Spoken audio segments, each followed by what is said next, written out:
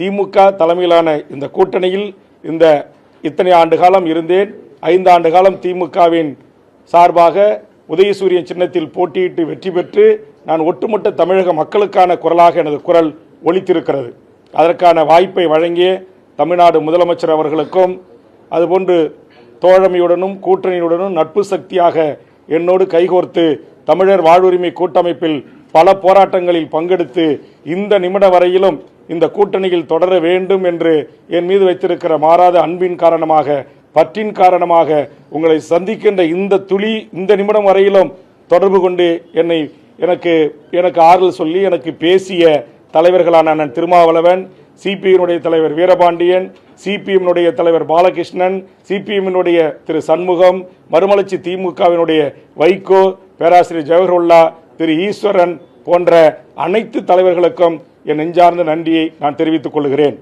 தமிழர் வாழ்வுரிமை கூட்டமைப்பில் உலக தமிழர்களின் வாழ்வுரிமைக்காகவும் ஈழ இன பிரச்சனைகளை குறித்தும் தமிழ் சமூகத்தின் வாழ்வுரிமைக்காகவும் என்னால் தலைமை ஒருங்கிணைப்பாளர் நடத்தப்படுகின்ற தமிழர் வாழ்வுரிமை கூட்டமைப்பில் தொடர்ந்து நாம் பயணிப்போம் என்று எனக்கு தெரிவித்திருக்கிறார்கள்.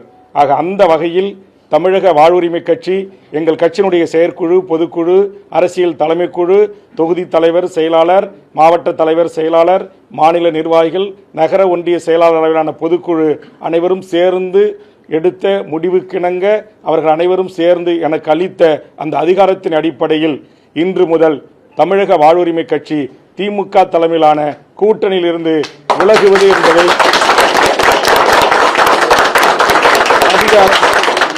அதிகாரப்பூர்வமாக அறிவிக்கிறேன்.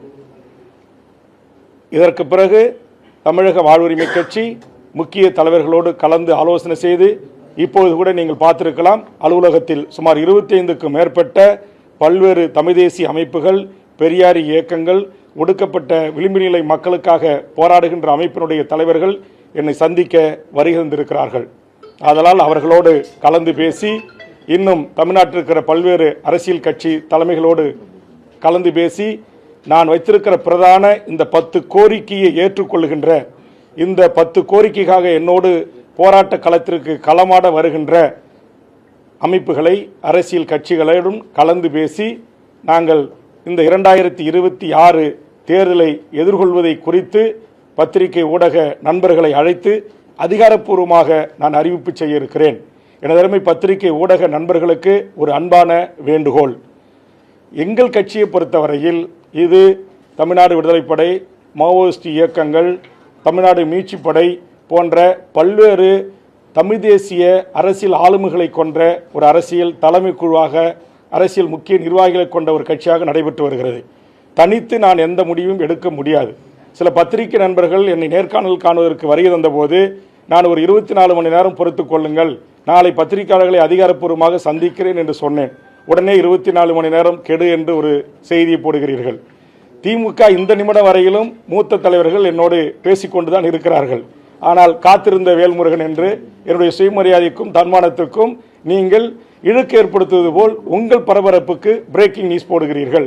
அப்படி இல்லை, வேல்முருகன் பண்ணுகிற நேர்மையான அரசியல், எனது அரசியல் பொதுவாழ்வு என்பது சுமார் 40 ஆண்டு காலத்திற்கு மேல் 6 முறை தேர்தலை சந்தித்திருக்கிறேன். தலைவர் கலைஞர், மறைந்த அம்மையார் ஜெயலலிதா, எடப்பாடி, OPS, மருத்துவர் ராமதாஸ் ஐயா என்று பல்வேறு தமிழ் சமூகத்தின் மிகப்பெரிய ஆளுமைகளோடு நான் ஒன்றாக பழகி அவர்களோடு அரசியலிலே பணியாற்றியிருக்கிறேன், அனுபவங்களை பெற்றிருக்கிறேன். அதனால் தயவு செய்து அதிகாரப்பூர்வமாக நாங்கள் அறிவிக்கின்ற அந்த செய்திகளை மட்டும் நீங்கள் வெளியிட வேண்டும் என்பது என்னுடைய தாழ்மையான வேண்டுகோள்.